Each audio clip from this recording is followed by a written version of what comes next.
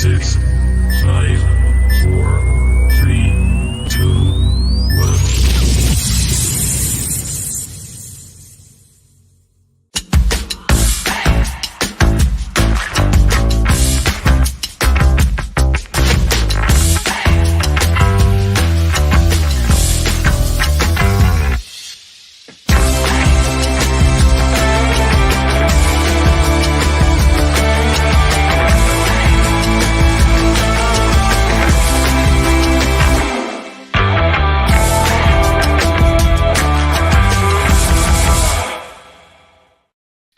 Good evening, everyone, and welcome back to Through Black and White Eyes. And it's a bit of a different show tonight because we're going to talk about the other 14 teams in the Premier League and how the stats are looking, what players are excelling, what teams are excelling, and ones that you thought might have been doing better, but the stats say otherwise. So it's a bit of a stat-filled night, stuff that I love that I don't really get a chance to talk about too much. And I've got the expert, Alan, from other 14, the other 14, so please follow them on Twitter. Their tables are absolutely immense, and we're going to go through quite a lot of them, so it should be a fun-filled hour, hopefully.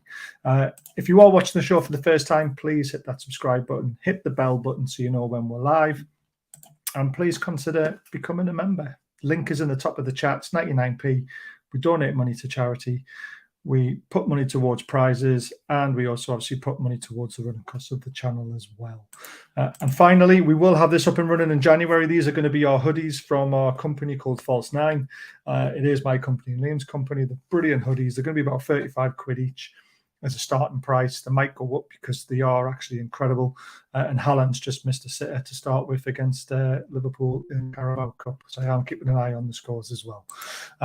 Without any further ado, let's bring Alan in. Good evening, Alan. Thanks for joining us again for the second time. Good evening. Good evening. How are you doing? I'm good. I'm good. You? Yeah, fine. Yeah. Fantastic. Yes.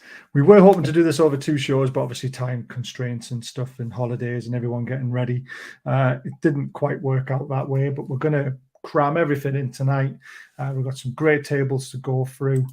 You obviously have a lot more on your Twitter page. There it is going along the bottom there, guys. That's the handle. So if you would like to follow it, please go and drop them a follow. You got 30, is it 30,000 now? Just over 40,000 now. 40,000 now, wow. So they're flying. But again, we're talking about 14 different Premier League teams here. So there's a lot more fans who aren't tuning in who should be. Well, I believe they should be if they want to know how well their teams are doing. So I'll leave that up for a little bit while it's going across. We'll jump into the chat very quickly. Toon Black and White Army, just to say hello and goodbyes. See you, Ian. Thanks for joining for 2 seconds. There's the link if you would like to become a member. You just click on it and follow the instructions. Very easy to do. Good evening, Davey. Good evening, Ian again. Evening, Mark. Who else is in? Leslie, you shouldn't be following at 8 o'clock at night when you're in Hong Kong. It's about 2 o'clock in the morning, but you know, I always tell her off. Evening, Baz and all. Top Gun can wait. Yes, I win. Evening, everyone. Enjoy the show. Subscribe, get notified. Like, Merry Christmas to all, and hi, Davey from Leslie. All right, so what we're going to do is we're going to kick it off talking about the teams first, then we're going to talk about the players. Alan's going to give us a rundown of what each table means, because some people have asked a lot of questions on Twitter, might not completely know the full ins and outs of the table and how it's done. So Alan's going to give us a brief overview of them. This is the first one. So this is your baseline tracker, you call it. So this is basically the teams you say about away points, isn't it, or something like that, and that's how you get your pluses. Well, yeah. So there's various ways of explaining this, but it's basically if home games against the other teams of the other 14, they're like par results. So if you win those, you don't gain or lose anything. But if you drop points in them, then you go negative. Yeah. However, if you in away games against anybody, or and home or away games against the top 6, against the big 6, then you gain regardless. So if you lose those, you stay still. But if you gain a point or gain 3 points against anybody in the big 6 or anybody away from home, then you go positive. And the result of that is that basically, if you stay on 0 throughout the season, you'll end up with 39 points. You should hopefully have Premier League safety, shouldn't you, potentially? Yeah, and it's 39 just because that's 3 times 13, which is your 13 home games against the other 14. You're right. It also means you're probably guaranteed safety at 39. So that's another reason for that number. And it's particularly useful for the teams who are near the bottom, because that's where the sort of algorithm holds is the most valid, if you like. So for somebody like Newcastle, who are way above it, it's probably less important and less valid. But I think it's important because it shows that we're excelling. Yeah. Yes. It's a way to look at it, and that's what you want to see. You want to see your team gaining points against the big boys and making your relegation battle less likely, I guess, is the way. Yes, and towards the end of the season, if you've got lots of games left against the big boys, then you're actually worse off in terms of league position than you think you are, and that's what this table shows. Yeah, and as it's pretty much. I mean, is there anyone who's higher up the league than their points would suggest that? I mean, Leicester, Everton are a bit anomalous at the moment. Everton are quite a bit higher on mine than they are in the real table. Yeah. So Leicester, I'm a bit surprised about. The table doesn't lie, does it really? I mean, Brentford are doing really well. They're in the 10th, aren't they? I think is where they are, and they've got that win against Man United at home, which would have helped. And they do battle well, so they do. I mean, obviously, Newcastle. No point in talking about we're sitting third. It's crazy, and it shows you we have picked up points where people didn't expect us to, like away to Spurs. I didn't expect us to beat Tottenham. We beat Chelsea at home as well, which was a huge result. But we have dropped points at home to Bournemouth, to Palace. We got 2 draws in those games. So to have a 0.12 difference, that shows where we are excelling against teams that we potentially shouldn't be. Do you agree? Yeah. I'm just trying to think of anybody else. I mean, looking down the bottom though, you find Wolves don't look in too great shape either way. No, but West Ham looking slightly worse than the real table is showing. Yeah, that's true. Southampton slightly better. It's just at this stage of the season, you tend to find there can be some variance with some teams. Villa as well. Everton's the one that stands out. They're actually not as badly off as everybody might think they are. Yeah, and Villa look better off than what they are. Yeah. I would have said, because I wouldn't have put them +6 with their league position. To be fair, well, they were sitting 0 on this table for a while, but then they've had 2 sort of non-baseline wins, if you like, in the last 2 games. So. It's kicked them up a little bit, hasn't it? Yeah. I mean, Leeds, Southampton 0-0. Southampton have struggled this year and probably going to carry on struggling. It's a good table, and like I say, I mean, I think we're going to stay top of that for a while. I think Brighton might. Relegation issue. No, definitely not. Definitely, thank God for that. It's the first time in 15 years we can actually breathe, to be fair. Actually, it's the second time in 15 years, I should say, because we did have one good season under Ashley. So other than that, it's been an absolute horror show. So that's the first one out the way. So we'll delete that one because we don't want to go back to them. This is the second one. So points drop from being ahead, which is obviously quite a crucial table as well, because when you get the lead, you want to keep it. And again, the bottom of the table suggests that Leicester, if they learn how to defend, they will be a lot higher in the league than what they are. Yeah, and that was, I guess, particularly striking at the beginning. It was even they had a period right at the beginning of the season where they were leading in a lot of games and then going ahead and losing them all. So a lot of the damage on that was done early on, as it were. They picked up a little bit of late with regard to that. I'm trying. Were they head at White Hart Lane? Well, I say White Hart Lane, the Tottenham Hotspur Stadium, I should say, and they got beat 6-2, didn't they? I think they went ahead in that game as well. Yeah. They've done that quite a lot, haven't they? At Brighton, they were ahead twice and ended up losing 5-2. It was. Yeah. That's how it was going early on for them. It's mental. I mean, we've been ahead in 10 and still dropped.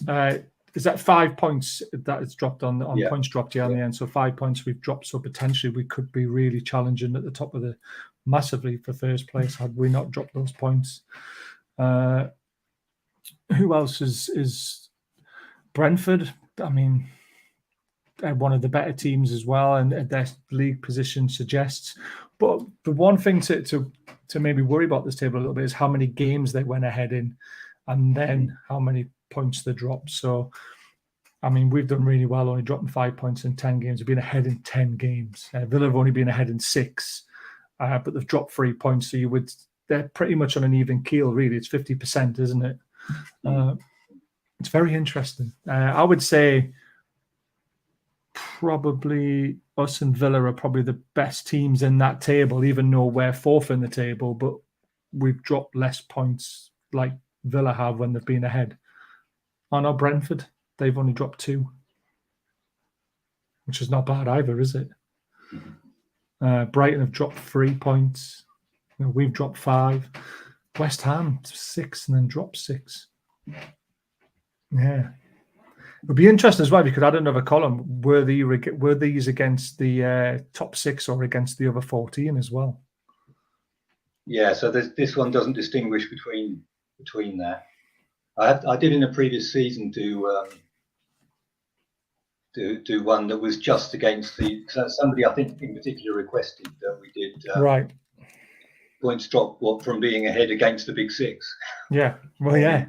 So we did that in the middle of last season, but again, it's not that difficult to do, but it's easier to do it as you go along rather than going back retrospectively and wading through the results previously. But, so this one and its corresponding one you're probably about to show, we keep track of it as we go along. Right. So it's reasonably easy to do that if you do it game by game. Just to let you know, Man City are now winning 1-0, and you've guessed it, it's Haaland who scored. Great cross, got in front of his man, and he slotted it into the front corner. City are obviously favourites to win this tournament, and I don't want them at home. Please avoid City. But I don't want City in the final, though, because that is one of those games where you're going down to Wembley and you're going, for crying out loud, we've got City. Yeah. In a tournament that they always win. That would drive me nuts. The other thing on this table as well is teams like Leicester, Nottingham Forest, Wolves, Leeds, Crystal Palace. They can take hope that they've actually gone ahead in a lot of games. If they can just see them out, that obviously bodes well for the future. It means they are scoring goals. They are getting ahead, maybe too early in some games potentially. But if they can sort the back line out, the relegation battles that they're in, they might have a better chance of getting out of it because they are creating goals and they are getting ahead in games. Yeah. It's good. Yeah, absolutely. I love it. Let's have a look. See, there's a few comments coming, so we'll see what they've been saying about the tables. Oh, got to go quite far back, apparently. There we go. So Paul says, hi, Barry and Alan. Andy says, evening, Alan. Kev says, hello, Bars on the other 14. Hi, Les. There's a few of you, isn't there? So you want to give them a little bit of background while we run through this. There's yourself and there's a couple of other lads who. Yeah, there's a couple of other guys. I tend to do most of the sort of legwork of putting the tables together, but there's a couple of other guys that certainly there were 3 of us that thought of the idea in the first place. The other 2 guys still spend some time on it and provide input on ideas for doing stuff and whatever. So, but most of the legwork is me. So, poor guy. I hope you're getting paid some money for it now. Does Lisa? Well, I mean, again, when your account gets up to that kind of thing, you can start looking at sponsorship and stuff like that. You'll be surprised. There might be, radio stations, stuff like that, shows like myself who might want to pay for stuff like that in the future. Hey, there's revenue in everything these days. Well, we'll see. Does Leeds and Saints both being 0 mean they are no better, no worse they were last season? I don't think that's what it doesn't. It's nothing about last season. It's I can't remember what they were last season, but it certainly doesn't mean that. No, it means that they're on schedule to get 39 points. Yeah. They're on a sort of, imagine it like a golf course where you've got par 3s and par 0s. Yeah. And some teams have played more par 3s than par 0s, and some the reverse. And that's why it's like playing a golf course, but you play the holes in a different order depending on who you are. Yeah. Well, I mean, it's like having a handicap, isn't it? I suppose is probably the best way to do it. If you're a scratch golfer and you go around a course in 72 and it's a 72, you par score, which means you're even for the season, and that's how you get your 39 points. But so imagine some of the golfers have to play all the par fives first. Yeah. That's... Well, I tried to play golf when I was younger. I got to a half, little decent standard. I was a 18 handicapper, and then it just went all to pot. Kevin, good point. But who would you drop out the Big Six if we're going to come to that later? That's going to be the last question of the night because we're not quite there yet. Let's face it. We're all talking tomorrow. Haaland scored. Yes, he did. Who scums? Oh, Chance hit the post. Liverpool. Kevin Upson scums Southampton in top six. No longer a top six. Good evening. It's a top three. That Haaland looks a good striker. Maybe we should have a look. Oh God. All the jokes are flying out. How do we get around Wood's handicap? Oh, God. Let's not bash Wood tonight, please. Yes, he did cost me my bet. Well, it wasn't really a bet. Our sponsors do a free shot at winning some tickets. And they said, choose the first scorer, choose the result against Bournemouth. So I put 2-0 Wood to score first. The first goal was an own goal, so he gets scratched off. And then Wood in the 91st minute had a one-on-one and bled it over the bar. And that was my tickets in my hand, slipping away. I was devastated. Oh, I should have tweeted him. But I'm not that kind of person. I think this is the table that you were probably referring to. Is it points coming from behind? Coming from behind, yeah. Yeah. So again, it's, Newcastle score first, Palace then win the game 2-1. They then gain 3 points because they came back from behind. Games when they went behind as well.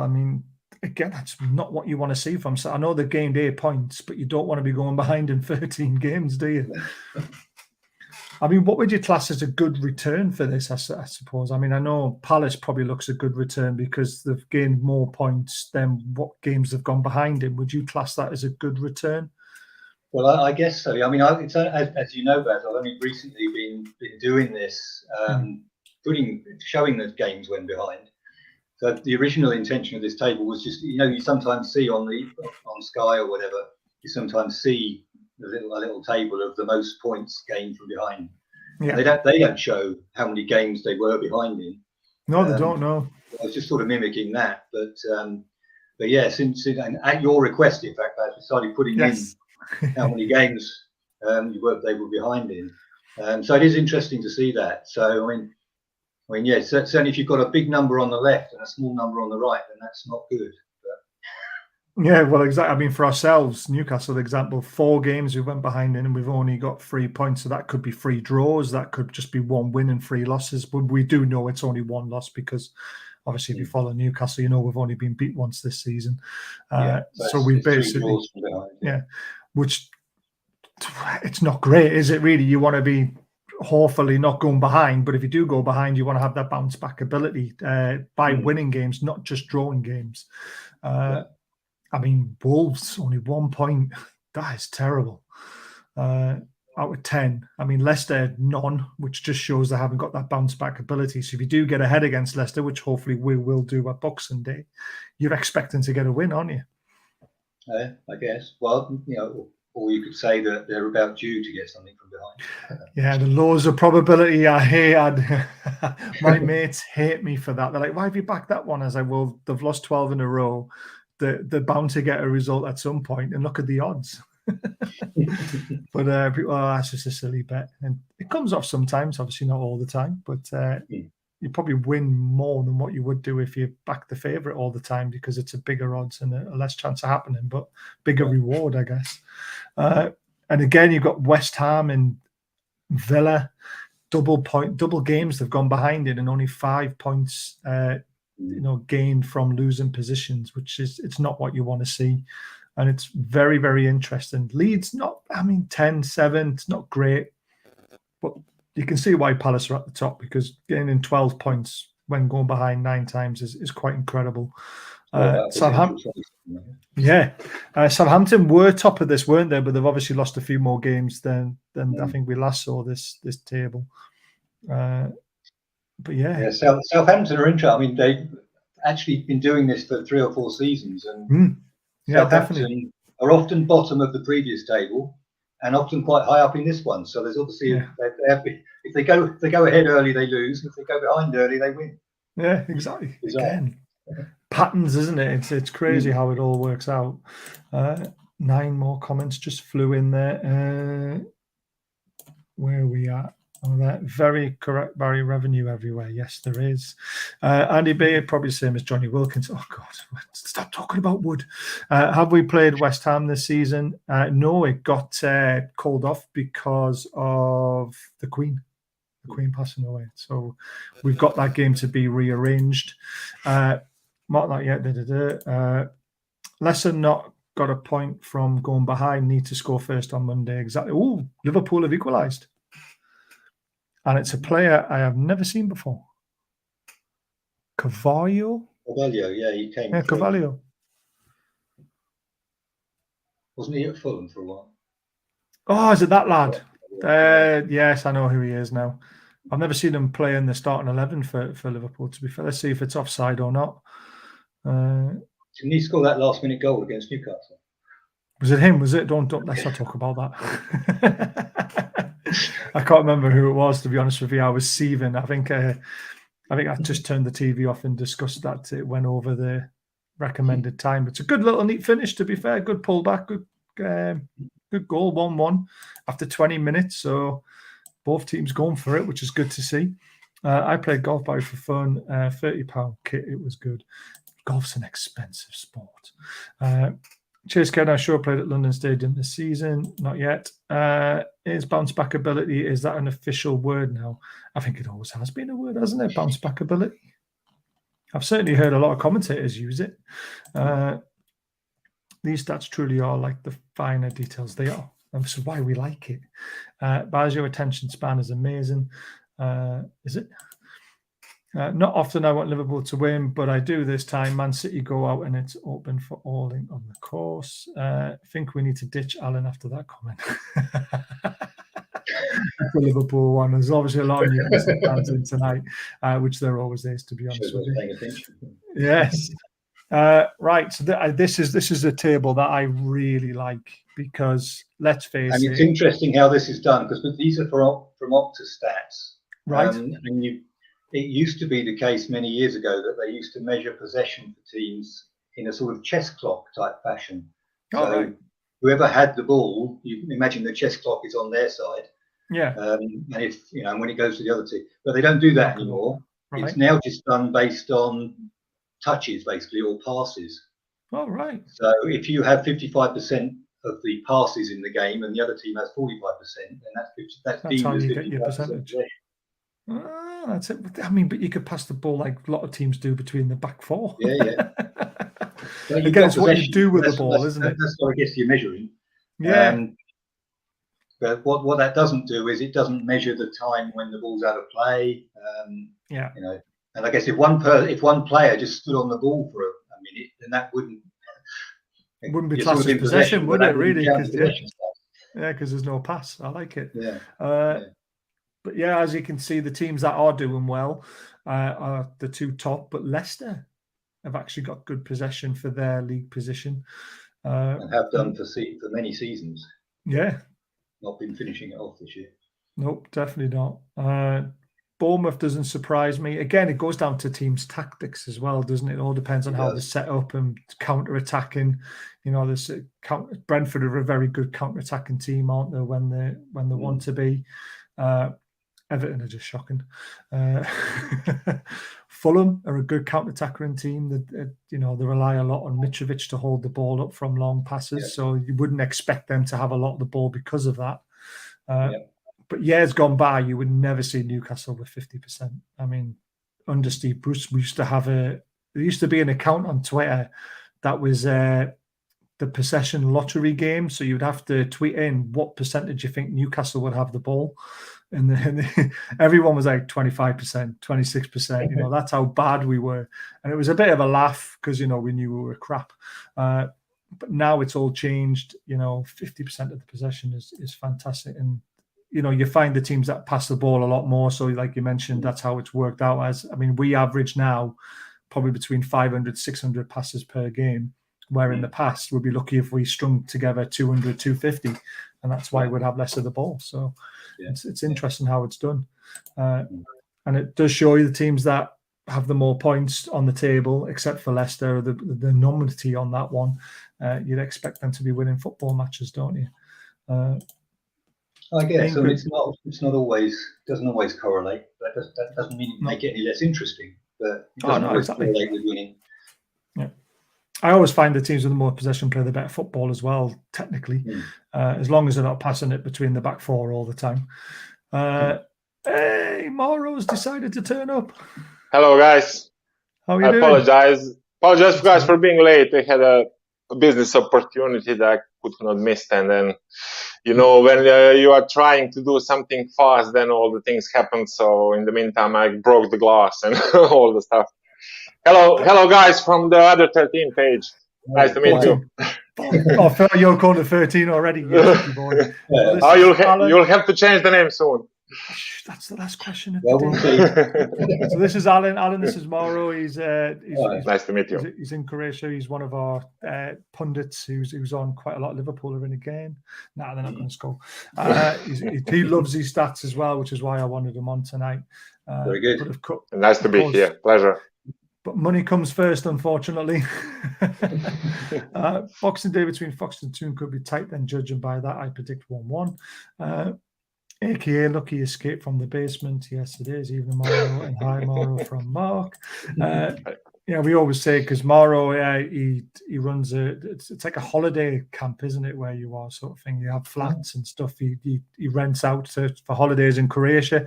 So every time he comes on these shows, he's always in a different room. And either that, he's been locked in the basement by his missus, is another joke that we go around. Depending on the day. Exactly. Hi, Mix. Miggs is in the house as well. So this is another good team stat that you really want to be top of the table on. Do you want to just explain this one, Alan, very quickly?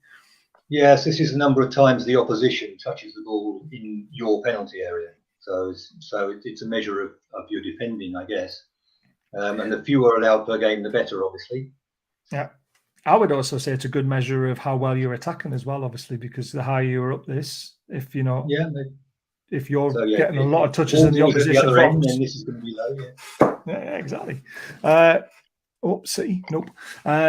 So opposition touches in own penalty area, so 298, and then opposition touches in penalty area per game, 20. I mean, it's not bad, is it?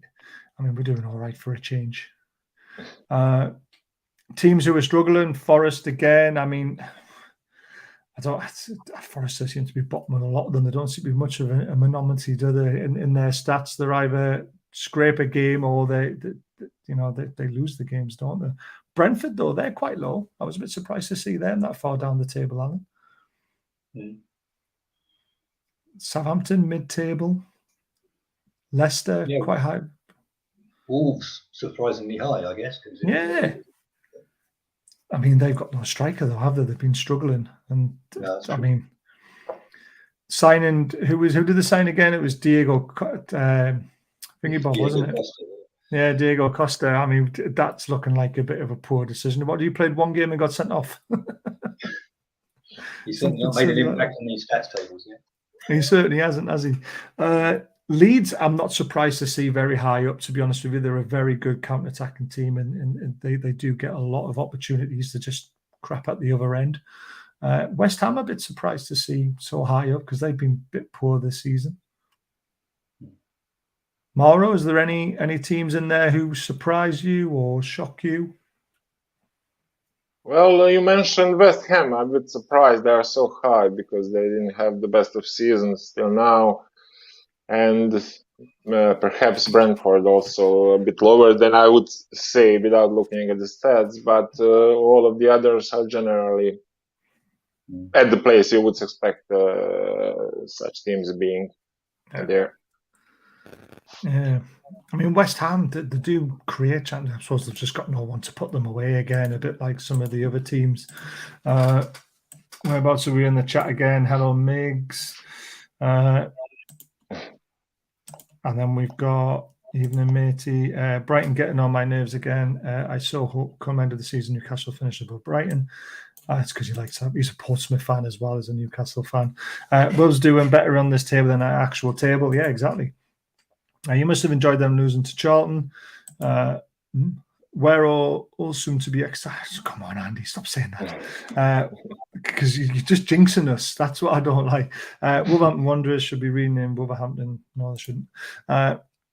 Haven't loves that sign. Oh, nope. Sorry, I'm keeping an eye on the game as well. Yeah, that was 50 million, isn't it? For that lad. Yeah, I don't. there's about that.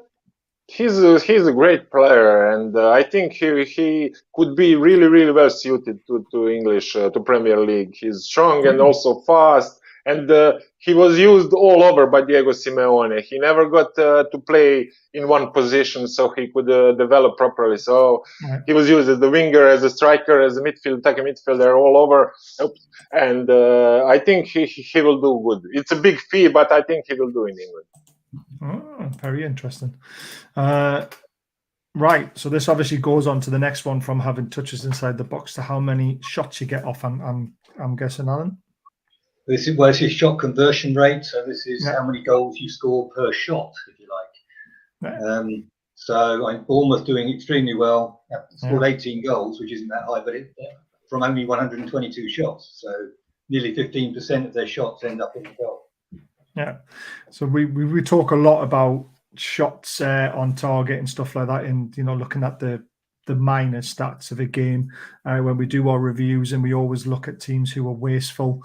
We've seen teams have 20 shots and only 5 on target, which is terrible. So this table can put it into a bit more of a light and a perspective into it. So, and I mean, I'm quite impressed with our stats because we've had the most shots out of everyone, 218.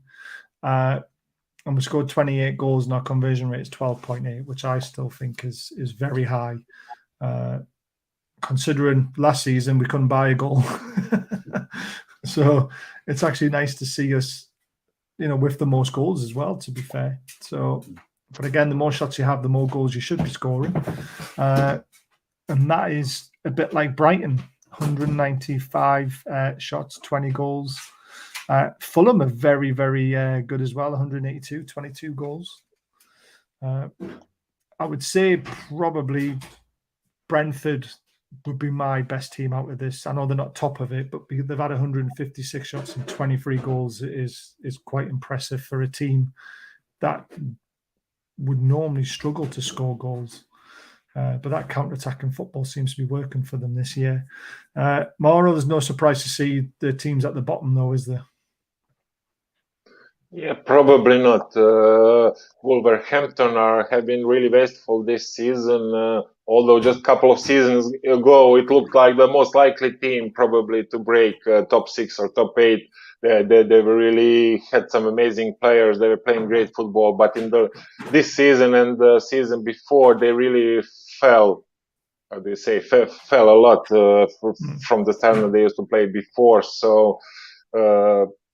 I'm quite surprised. They still have some really great, even world-class players like Ruben Neves, and it's surprised to see them both in the statistic and in the table being so low. And it's unbelievable to see Bournemouth. They have the lowest shots out of all, and such a great conversion. That's something you always like to see your team doing. You get a chance, you take it. That's it's like at this level, isn't it? You'll see Bournemouth play a team. The other team will have like 15 shots on goal, maybe 5 on target, and Bournemouth will go up the other end and have their first shot on target and score. Yeah, definitely. They have an amazing statistic this season. Yeah. And that is always my pet hate in football. When you're on top, you've got to score, and if you don't, you get punished, and that's what normally happens. It's a good table, that one. I like that one. A few more comments again. Wow, Newcastle ahead of Brighton. We're ahead of Brighton on a lot of the tables, to be honest with you. Hi, everyone. I hope you're all well and warm. We are, Andrew. We need to be a bit better on shooting looking at this. I wouldn't say that. I like Alan to do my kids' chores, You're awesome. I love it. Yeah. I think it's kind of like watching the results come in during Eurovision. 10 points to Brighton, 12 points to Newcastle. Alan, do you get a lot of your stats from Opta? Yes, mostly. So Who Scored is the site that I get them from, and it's all Opta stats on there. And actually, the other place I get them is the FBref site, which used to use StatsBomb stats, but they've swapped to Opta as well in the last couple of months, which is a bit of a shame because I hadn't now got 2 different places to get them from, if you like, because it's all sort of from the same original source now. But FBref do show some different things, and they do calculate their XG a bit differently as well. So, which we might get into if you're going to put an XG table up later.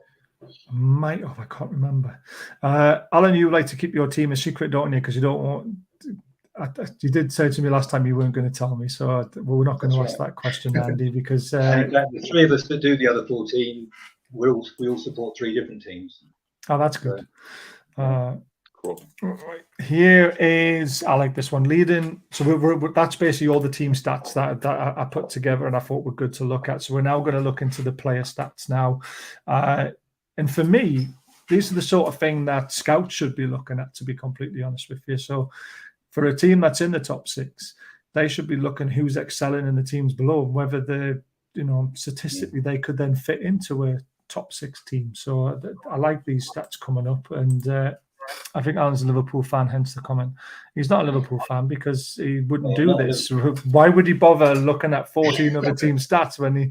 Come on, that's definitely not. I think personally, he's probably a Wolves fan, to be honest with you. But he's not going to tell us, so let's not ask. So this one's leading goal scorers, not counting penalties, which shows you. I mean, City should have scored. I like this because, I know penalties are a goal, but you want to see players scoring from open play regularly. And the great thing to see about this is we've got 3 players in this, Mauro. So we've got obviously Miggy flying, Callum Wilson's only got 5 because he has scored a few penalties this season. And Bruno's got 3 from open play as well. It's nice to see that, isn't it? Because we would never have 3 players in this table at this stage of last season, would we? Yeah, definitely, of course. And we might also have 4, as I can see. James Maddison is number 3, and there are a lot of rumors he might be joining in January, so he may add to that. But Almiron this season, he's been really, really amazing, and everybody thought after a couple of games it's just a purple patch, but he just proves all the doubters wrong, and he's been amazing this season, and you can see that by this statistic. And also Callum Wilson, but he was always the one who didn't need much chances to score, even under Bruce. When we didn't create much chances, he also used to score a lot. And it's a bit, and also it's great to see Bruno also on this list. Yes. Ake's just missed a free header. Should have scored, but the keeper saved it. But the other thing that surprises me quite a lot is that James Maddison is that high up, because you think of Maddison as a free kick specialist, don't you? And he scores quite a few free kicks through the season. To have 7 goals from open play at this stage, and they've got Harvey Barnes in there as well, and they've got Daka in there. You wonder why they're not higher up in the league. Well, we know why, but when you see just goals. So some of Maddison's could be free kicks. This is just excluding penalties. Oh yes, of course it is. Sorry. Yes. So there you go then. Yeah, that was a silly comment from me. Rodrigo though for Leeds, flying. Mitrovic 6. He scored a few penalties. So if I was a top 6 team, I'll be looking at these players and going, Rodrigo's got 8. That's quite interesting. Ivan Toney, no one's going to take a risk on him with his betting scandal behind him. But there's 2 players on that list, Mauro, that we could be looking to sign. Trossard's there as well. Yeah, Trossard has been also really heavily linked in the last couple of months. So both him and Maddison are really high up this list, and it's a good sign, of course. And as you mentioned, Leicester haven't been playing, haven't got great results this season, but even in the games they weren't as good. Even in the games they lost, James Maddison has really been constantly playing really good and scoring and assisting quite a lot. So really keep my fingers crossed. We might end up getting him in January. Really great player. There's another player on that list who I really like. I don't know if you've seen much of him, Alan, but Somerville at Leeds. I think he's a cracking young player. And again, he hasn't played all the games this season, and he's on that list with 4 goals in open play. And I know 2 of the goals especially have occurred for 6 points for the team, the winner at Anfield and the winner against, I think it was Bournemouth, wasn't it, when they were 3-1 down and won 4-3. So I think he's going to be a bit of a talent, and he's someone I would like to see Newcastle or maybe a bigger team have a little sniff around. You upset Leeds fans now. Is that you hinting you're a Leeds fan? And again, you look at the bottom of it, you can see why the teams that are at the bottom are there. I mean, Anthony Gordon. It's the teams that are missing completely that you want to be looking at. Like there's no West Ham player there, there's no Wolves player there. Yeah, that doesn't really surprise me, to be honest with you. That's what I was trying to work out who was missing. And even the teams that are struggling, they've only got 1 player in the list, and with 3 goals, Everton, that's not great, is it? Villa have only got 1 as well, haven't they? No, they've got 2. They've got Ings. Yeah. But again, only 6 goals. You know, you can see why they're struggling. But it's good to see this, because for me, it shows you that teams, especially Leicester, are very dangerous, because they've got 3 players in that list, and that means they're scoring goals quite comfortably. Right, that's that one done. We better jump into the comments because there's new 14. So he loves this table. Numbers, sustainability, some of the others not so much. I think we did that one, didn't we? Oh yeah, we've definitely been here already. That's where I should have been at. Miggy. Everyone loves Miggy. I know that our goal ratio on paper looks great, but I'm concerned with not only Chris Wood, but Callum Wilson also. We're not getting striker goals. Callum Wilson's in that list, though. He's got 7. Ivan Toney will be sliding down the table once his ban comes in. He will. It all depends when it comes in. 5 for Wilson is not good enough. It's from open player, though. It's 5 from open player, remember. And he hasn't played every game. So let's not just jump on players. Judging by this table, 3-2 to Newcastle against Brighton. Andrew Wilson has missed a lot of the season. There you go. Anyone taking on bets on Tony? Let's not go there. Turnbull hoping Isak comes back, and that's a good number. Team game after all. Exactly. That's the problem with Wilson. He's struggling to get 20 a season. He is, because he doesn't play enough games. Liverpool are in, and he's smashed it wide. Interesting to see so many targets, rumours about Newcastle in that list. Exactly. This is what I mean. There's a lot of gems in these teams, and it's just picking the right ones. No Harry Kane on the list. Then they aren't allowed to discuss imminent signings, mate. Is Kane the born striker? Kane's never going to be on the list, remember. I just don't think Kane's been formed this season. Why are we talking about Harry Kane for? Hey, Selby's a quality snooker player. He just won a tournament. Right. Next table. So this one's goal conversion rate season to date. So this is obviously, again, like the last one. It's including all goals, isn't it? Including penalties. How many shots have had, how many goals have scored to the shot conversion rate. And obviously Pascal Gross is at 17 shots, 5 goals, and an amazing conversion rate. Ivan Toney's looks a little bit, is obviously the one that stands out, because he's the one who's had the most shots, and he's also the one who scored the most goals, but it's only 24%. Again, he must have been having a few bets on himself, Sky and a few. But again, it shows you, I mean, even at the bottom there, Mitrovic, I mean, Fulham are doing really well this season, but 56 shots.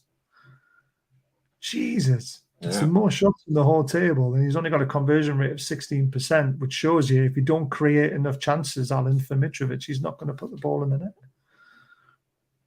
Yeah, this is a good indication that some players this season anyway, because this varies from season to season, but some players are clinical with what the chances they do have, and other players score goals by having lots and lots of chances and scoring some of them.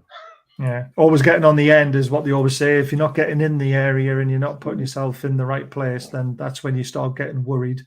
But 9 from 56. I'll be a little bit gutted about. But again, it all depends on the quality of the efforts as well, doesn't it? I mean, sometimes you see these lower league clubs when they're getting battered 4-0, they have a shot from like 40 yards, don't they? And then it's just ruining your stats, I suppose. But it's hard to. And lines, I mean, a shot is it's a loose day. It also includes headers. It's only attempt on goal.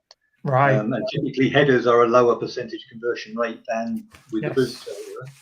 Yeah, Mitrovic relies a lot on his power and his heading ability, doesn't he? Yeah. And he likes to get on the end of anything. Mauro, is there any standout performances that you look at and you think, "Ooh, I wouldn't mind having a little cheeky bid for him in January"? It's again James Maddison, but the one player that I really like and that had a really great World Cup is definitely Alexis McAllister. He's been amazing both for Brighton and really amazing. I think he played all games and even perhaps all minutes. I've never seen him subbed in all of the. He's really been an integral part of this Argentinian World Cup win, and he's definitely one of the players I wouldn't mind seeing in the black and white. Yeah, I really like McAllister. It'll cost a lot of money to prize him away from Brighton. Yeah, after the World Cup, definitely. No, I think he probably tripled or quadrupled his value. Yeah. Let's see if we can put Anne on the spot. And obviously, I know without revealing your team, but is there any player there that you would like to see your team sign potentially? Well, I guess difficult to not give away the team in terms of knowing where the gaps are in that particular team. But that's true. Yeah, no, I mean, in terms of conversion rates, I mean, you probably want somebody that's somewhere in the middle that's not relying on taking 50, 60 shots a season or something, but is also, because it may not be sustainable to keep a conversion rate as high as Pascal Gross's, for example. Yeah, that's true. So, yeah, I mean, something like Rodrigo is probably a little bit underrated in terms of what people think of him. Yeah. Yeah, I'd agree with that. Forest player, 3 goals, 20%. See, I've always liked Ings, and I've always said Ings is clinical, and that's what this graph sort of shows. 24 shots, 5 goals, 20%. He is quite clinical when he gets into those areas, and creates a lot of goals himself as well, which I like about him. He also doesn't play a full season because of injuries. Yeah, there we go again. Yeah, another one for that. Tillemans, yeah, he's on the tip. I mean, that middle bunch was all Leicester and Brighton, wasn't it? And it was like, oh, you take all 5 of them, to be fair. You realise you can only have so many players in your squad. Yes, I know. But we've got a lot. We've got a lot of dead wood as well that we need to get rid of. Pardon the pun on wood. But there we go. Combined goals and assists. So obviously you want to, I mean, Ivan Toney's top of it because he's got the most goals. But for a striker, that's technically what you want. But James Maddison is a very good example on this table of someone who's contributing in all areas, 7 goals, 4 assists. Jamie Vardy, right down the bottom, only 1 goal, 4 assists. And he manages to sneak on the table because of that. But that's the kind of all-round player, isn't it, that all teams in the top 6 should be looking at, Alan, is someone like a Maddison who's double figures already, and he's kind of almost evened out with 7 goals and 4 assists. Yeah. Interesting one that sneaks in there is Alex Iwobi is yes, high because of his assist count. And again, somebody that even the Everton fans don't seem to like very much based on the comments I get. But yeah, seems to be doing some sort of business this season. Yeah, he was a surprise, to be honest. He's in another table that I was really surprised to see as well. So we're going to talk a little bit about him because he does seem to get a lot of a bashing online, doesn't he? He does. Poor fella. Again, Mauro, anyone on there? I mean, again, our 2 targets, Trossard and Maddison, both very high up on that list. Yeah, again, very high, and really, James Maddison has like a striker statistic. He has those are the numbers that we would usually suspect of the striker, and he's been really prolific this season. One player I like, he's not on top of the list, but one player that I like even before coming to England is Patson Daka, and now he's getting more and more chances with Vardy. getting older and everything. And I think he's a really, really great player. I admire him for years, and he's a modern striker, like strong, fast, has everything. And I think in a year or two, when he takes over from Vardy, he will be really, really good striker for them. Yeah, I'll tell you one that I'm surprised about on there as well is Harvey Barnes, no assists. Yeah, you would. With this, you would probably expect him to have 5-6 assists and maybe a goal or something, but he has 6 goals, and he's been really scoring. And Rodrigo, you mentioned before, he was really, really great before the World Cup break. He started playing really good. I think he's now played in a more forward position. He's been played for Leeds in the last couple of seasons all over, like midfielder, winger, striker, but he had a really good month or two before the World Cup break. And also Alex Iwobi, he's had a transformation similar to Joelton. He's been before he was a winger, and now he's like almost defensive midfielder or box to box, like Big Joe. And you wouldn't expect 6 goals. Sorry, I looked wrong. 5 assists. 5 assists and 1 goal. Assists. Yeah. Okay, I got it wrong. But he's been really great for Everton, probably their best player, and indeed this season. I agree with that. So, highest non-penalty expected goals per game, is that right? No, that's just non-penalty expected goals. Total. Just non-expected goals in general. So again, Ivan Toney, top of the list, scoring from open play quite a lot. It kind of backs up the other table, doesn't it, with non-penalty goals, doesn't it? I mean, it's great just to see, like I say, Callum Wilson up there, Miggy up there, Willock moving on to the list. He scored 2 goals recently. I'm wondering how Sully March has got on there. Straight on. 2.6 non-penalty expected goals. That's why. Yeah. Oh, yeah. I'm just trying to. There's a couple of zeros on. Yes, I mean the goals column is just there for information's sake. So these are the highest players for NPXG. Yeah. XG table. All right. That makes more sense. So yeah, that's decent averages near the top again. And again, we've got 3 players in there. Again, the players we're looking at, Trossard, he's up there. However, I don't see James Maddison very low on that table. So I wonder if everybody, I guess most people understand how XG is arrived at, but I definitely get some questions on Twitter from people that clearly don't. Yeah. So it's not a universal thing. I mean, there's a very good book on it called The XG Philosophy, which is, if you're really interested, it's worth getting hold of that. But there's also, if you go on the FBref website, there's a link you can click through to with a good explanation. It's about a couple of screens worth of text to tell you how it works. But it's just a statistical thing, and it's not related to the player at all. So it's if a player has had 5 shots, each one of those shots will be from a position on the pitch, where the probability of scoring from that position is 0.4, 0.5, 0.6. Yeah. And then you add up. So if you've had 5 of those, you just add up the individual XG for each of those shots, and that's the XG for that player in that game. Yeah. As I say, it's slightly more. I mean, it also takes into account whether it's a header or with the boot. It takes into account the height of the ball. It takes into account the positions of the defenders. But you end up with a probability for every shot of it being scored. Right. And so it takes out the skill of the player. It's removed from that. Yeah. So it's a measure of your ability to get into position to score. Yeah. I like and then that. the number of goals you score is your ability to finish. But so it takes the finishing out of it, if you like, or it separates those 2 things out: getting in position to score and finishing. Yeah. So you could finish none of them, but you'll be in the area 5 times, 6 times, or whatever it is, and then the degree of difficulty in taking the shot, they'd say whether you technically from 6 yards out, or in line with the penalty spot, it's an easy chance, isn't it? So they'll tick it up as like it's an expected goal. mean, there was an interesting one this year because Louise of Aston Villa scored a goal from a corner. And the XG for scoring a goal from a corner is like it's like 0.0001 or something.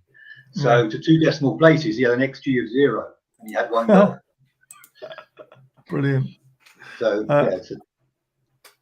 it's 1-1 half time for that result. I will be keeping an eye on it, so I'll let you know if anything happens. Chances created per 90. This is the stuff I like as well. So it's just basically any assist, isn't it? Regardless if it's in or not, it's creating a chance. So so it's whoever makes the last pass to somebody that gets a shot away or gets an attempt on goal away. So Willian, chance created. Willian obviously top because his minutes is less than what because he comes off the bench a lot, doesn't he? But he's quite a flair player. So to try and get a good average around what is a good player, you want to see loads of minutes and you want to see loads of chances created. But again, all depends on how many of these substitute appearances, I suppose. I wonder if that's interesting. If you can put how many games they've played in there as well, or started, how many games started, how many subs. Again, it makes the columns massive though, but it's all interesting. I mean, Iwobi's played a lot of minutes and he's had 5 assists, but if you look at how many chances created per 90, there's not a lot. So, which means his chances must be good that he's creating. Well, I mean, the thing with Alex Iwobi is he doesn't take set pieces, so all of those chances created are open play. Yeah. I mean, everybody above him takes set pieces. Yeah, they do. Yeah, Benrahma doesn't actually. Cresswell does. Aronson does. Trippier does. Yeah. Harrison does a few. Pereira is nearly all set pieces. Maddison, it's a mix. Yeah, Neto is a mix as well, isn't he? Prowse is obviously all set pieces. Corners, yeah. I wonder if you could split that. If you have got a table that splits them, haven't you? I do, yeah. I think I've got it on here. Chances created per 90, excluding. We do chances created per 90 just as a straight count, and we also do chances created per 90, excluding set pieces. Yeah, I've definitely got that table somewhere. And again, it's looking at the number of chances. I mean, the highest number is 35 for Pereira for Fulham. So he's probably putting a lot of crosses in, and Mitrovic is getting on the end of them. That's probably how that's working out. But he's taking the corners, that helps. Yeah, corners, freak, everything. Flinging them in like James Maddison does. He takes a lot of the corners, a lot of the free kicks. Yeah. I mean, Trippier obviously for us takes a lot of our free kicks, takes almost all of our corners. So you can see why they're high up there. And when you've got big men at the back like we have in Botman, Shaw, Joe Linton, they're all going to get their heads on stuff. So you can see why they're near the top. But the interesting one is the one, I think it's this table. Yes, here it is. This is the one. So chances created, not including set pieces. And this is where Iwobi excels. This is the one I was shocked to see him in. That high up, because Everton don't really create a lot of chances.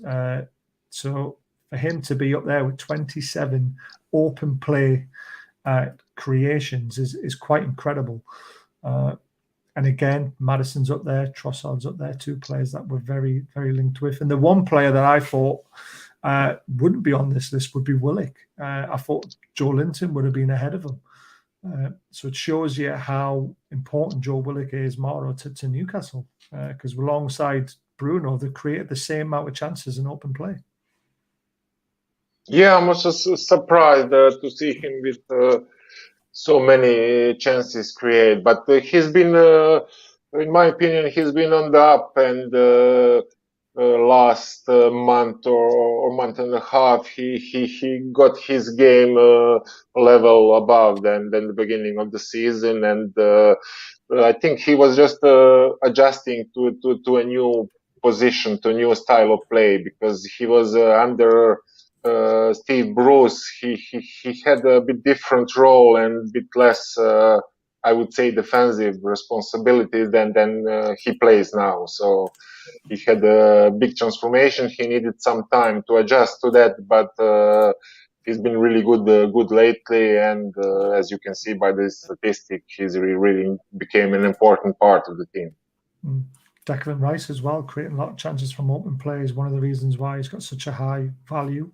Alan, obviously, Andy's asked a question there to you there. You probably won't be bothered, you're not a Newcastle fan, but do you know who Newcastle might be wanting to sign in January? Who do you think they'll get? Well, I guess as a non-biased person from outside Newcastle, it's interesting to see that, as we've seen this evening, Newcastle fans seem to think that Newcastle are going to buy everybody. You can't have all the players on the planet. Just trust Adam Madison. So yeah, it's interesting to see from outside. You're not quite sure what the disposable money is. Obviously, there's a lot of money behind the club, but how much of it are they intending to release to spend, and how quickly? So it's very difficult to say. And it also doesn't take into account the fact that the teams these players are coming from might have something to say about potentially keeping them, those players. So I guess I don't know. I don't have any insight into transfer dealings, and we don't pretend on our site to have any insider knowledge of anything. So we just follow Fabrizio like everybody else. Here we go. Don't really have an insight on that. There we go. Right. The one player I was a bit surprised to see so low down was Jack Harrison, because he was quite high up the list early on in the season. He seems to have dipped off. And also Zaha, surprised to see him so low, and Eze, to be fair. They're both very talented players. Pascal Gross, he's been getting on the end of things rather than creating, but I'd expect those 3 out of those 4 at the bottom, Alan, to be higher up that table, to be honest with you. Yeah, I guess so. Gross is reasonably high if you count set pieces, because he takes a lot of set pieces for Brighton. Zaha is lower than he has been in previous seasons. Yeah, and don't necessarily have an explanation for that. Eze also takes a fair amount of, he takes a fair few set pieces as well. So once you extract set pieces from these things, other people bubble up. People like Podence is there. So Podence doesn't take. He's got 1 or 2, I think, chances straight from set pieces, but he doesn't fall away when you take the set pieces away. That's the difference, I guess. Yeah, it is very interesting. Evening, Jeff. Thanks for joining as always. California, God, I wish I was over there. Anywhere but in this cold at the moment. French striker Thuram could be a good signing in the summer, as he's a free agent in the summer and friends with Maximum. I have heard he's at an advanced stage as well, so he could be our second signing of the January window, of Ashby being the first, because I have heard that is a done deal. So very interesting stuff. But that, like I said, will be flying there, and a lot of Everton fans really not fans of them, so very strange. Chances created from set pieces, so obviously this is just set pieces. This is corners, free kicks, even throw-ins is in there. There's only one who's managed to do that, and that's Matthias Janssen at Brentford. But there we go. You'd expect to see Trips and Ward-Prowse up there, don't you? I'm having a look near the bottom to see. Lewis Cook's a bit of a surprise. I didn't realise he took corners. I thought he was the kind of guy that got on the end of them, to be honest with you. And again, people who take corners and they're low down, you've got to worry, because they're obviously not creating enough chances from their set pieces either. Well, I guess some teams have a different corner taker from each side. Yeah, that's true. Some teams have the same corner taker from both sides. So Ward-Prowse takes every set piece Southampton ever get near. So, and I'm guessing Pereira does at Fulham as well, because probably 16 corners. Trippier, as far as I'm aware, he normally only takes them for the in-swinger. Sometimes we have a different one for an outswinger, but not all the time. He does take a lot of them, to be fair. My target used to take a lot when he was playing. Yeah, he did. Now, when Dan Burn is playing, I think Trippier now takes almost all. Well, we don't want Dan Burn taking a corner, do you? Definitely. You want him in the middle waiting for that ball. Definitely. Absolutely, definitely. We're getting close to the end now. So least dribbled past. Now I love this one because it shows you it shows a couple of things for me. One, you've got to know how high up the defense is to understand whether these stats are good or not. Like for me, a Connor Cody wouldn't get dribbled past a lot because Everton are camped in their own box a lot of the times. Whereas Sven Botman with Newcastle, because obviously I've watched them a lot, you would expect him to be susceptible to be dribbled past a lot more because we're higher up the pitch a lot more. So there's more room behind them. So I mean, in general, this is a centre half table, and it's intended to be. I mean, we also do sort of tackle success rate. Yes. But that's not, so this specifically is good for centre halves because centre halves are not supposed to commit to the tackle. That is true. Yeah. So given that if you commit to the tackle and you're the last line of defence, then and you don't succeed in the tackle, then you've now created a big problem for your team. So they're supposed to jockey them wide and back off of them and whatever. So that's why this table exists. Yeah, it's a good table. Like I say, for me as well, it all depends on your position as well. Declan Rice is a midfielder. It's going to happen.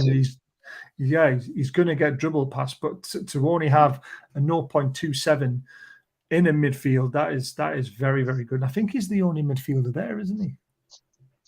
Because actually, young players left back. The other thing to explain with this is that you only get dribbled past in the stats guys' eyes if you attempt to tackle. So it's like a failed tackle is being dribbled past.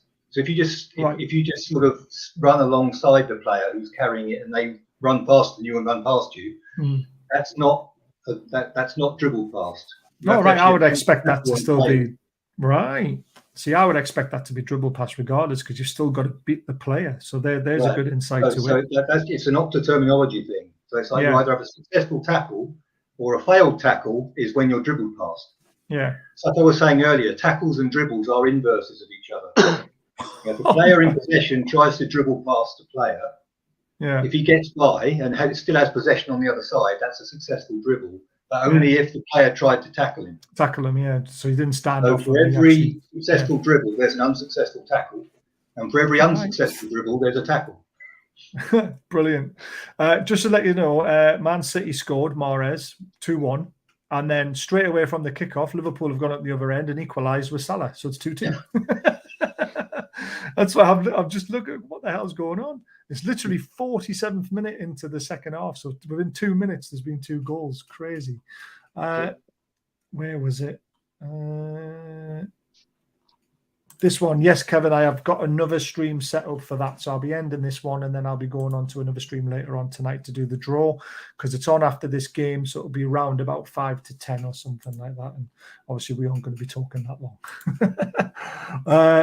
So that's the dribble pass table. And obviously, as I say, Connor Cody, when he's put a tackle in, he's never missed. Is basically the way to look at that. And he is 8 out of 8, by the way. Is he? Wow. Yeah. Not bad. We always said Connor Cody was a good defender and probably should have went to the World Cup, but there you go.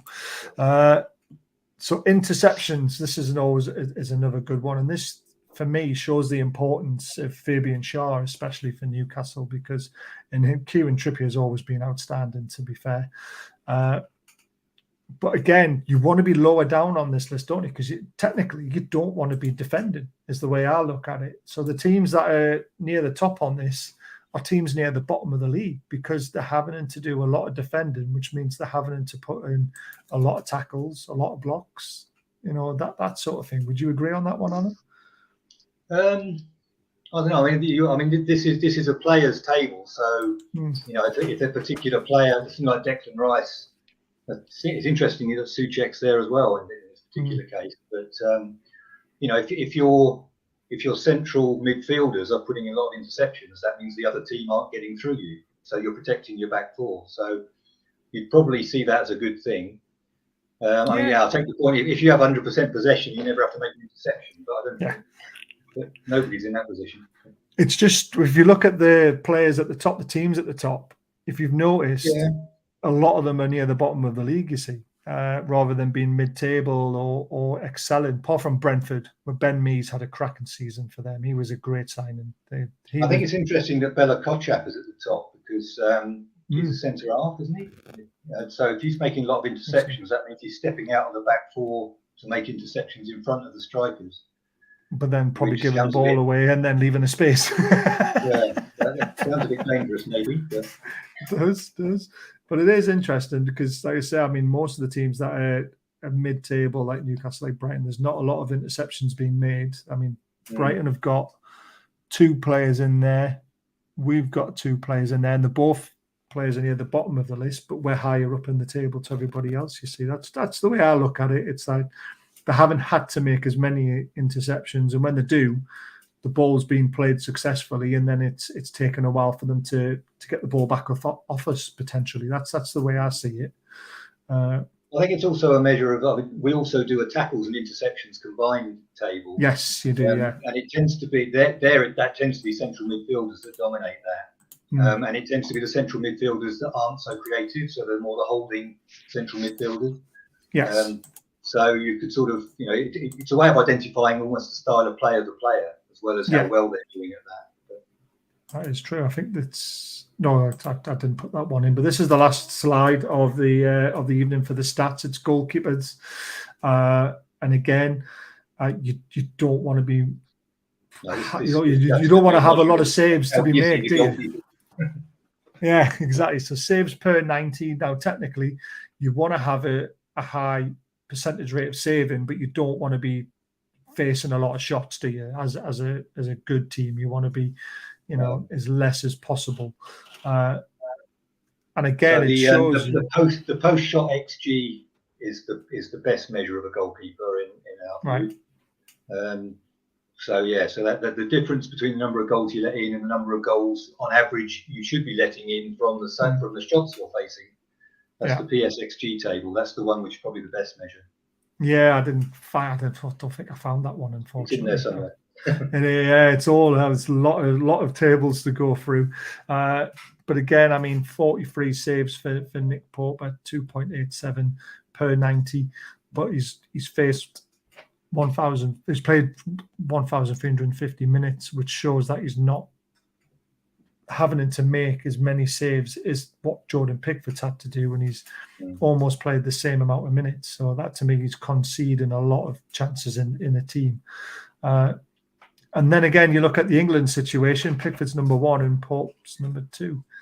It's like, you wonder why sometimes. Brighton are obviously doing really well because Sanchez has played every game, hasn't he, for Brighton? Yeah. Almost. I mean, he's played a lot of minutes there and only 32 saves he's had to make, or potentially. Yeah, well, again, the other table would be better for this, wouldn't it? Yeah. But Brighton, Palace, and Leeds have played one less game than the rest. Yeah, I think we played more, haven't we? Neto at Bournemouth. Because there's 2 goalkeepers there, isn't there? Yeah, but there we go. That was the last table. So before we go, though, I just want to pop up the Premier League. So this obviously all the stats we've seen, and then you can see the Premier League table. In the top half, you've got Brentford, Fulham, Brighton, and Newcastle out with the other 14 teams doing really well. And a lot of the stats back it up. Some of the stats are a little bit crazy when it comes to teams where they are. But you would say the teams who were dominating those tables, Alan, they're pretty much the league position also shows where they should be. Yeah, there's a certain amount of correlation. Yeah. And then there's the bottom, obviously Wolves really struggling as they did in a lot of the stat tables, apart from creating chances, but then they've only got 10 points. It's like, whoa.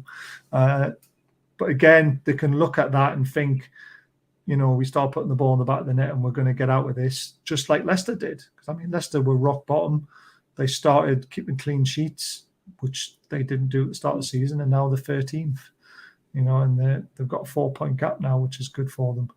But everybody else, you would probably say on the form tables of players and teams, you would expect that to be the bottom half of the table at the moment, wouldn't you? Mm-hmm. I would. Marlo, do you agree? Yep, I agree with you. Yeah. Yeah. Right, I'm going to put that banner along the bottom again for you. So there it is. There's their @ Please go and give them a follow. Alan's obviously brilliant. He will answer. If you tweet them, they answer all the questions. If you drop them a private message, they answer all the questions when they can, though, guys. Remember, this isn't their full-time job. We've got lives as well and all this sort of stuff. But just caveat that slightly. We answer questions if they're asked civilly. Yes, of course, yes. Respectfully, I'm the same. If someone's an arse, you just get blocked or you get deleted or whatever. Yeah, exactly. Ignore them as well, which I've had to do quite a few times. But if you ask a respectful question or you want to see a table that you think could be tweaked, or I've obviously put a couple of suggestions in. One suggestion has been taken on.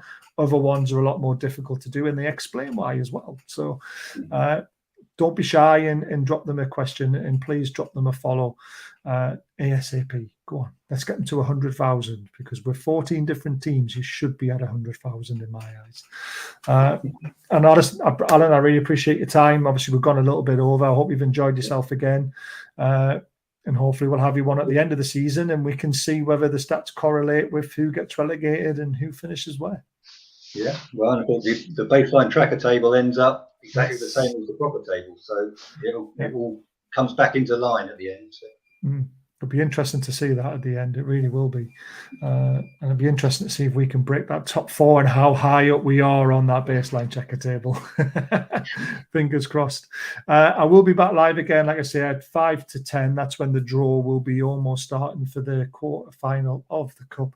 We're ball number 4 tonight, so please keep an eye out for it. And come and join me. Tomorrow, are you going to stick around then to come back on at 10 o'clock? I will. Oh, Jesus, yeah, 11 o'clock your end. I'll send you the link. But sure. Thank you to Alan. Thank you to Mauro for coming on. And we'll see you all again in literally half an hour. So thank you, everyone, and have a good night.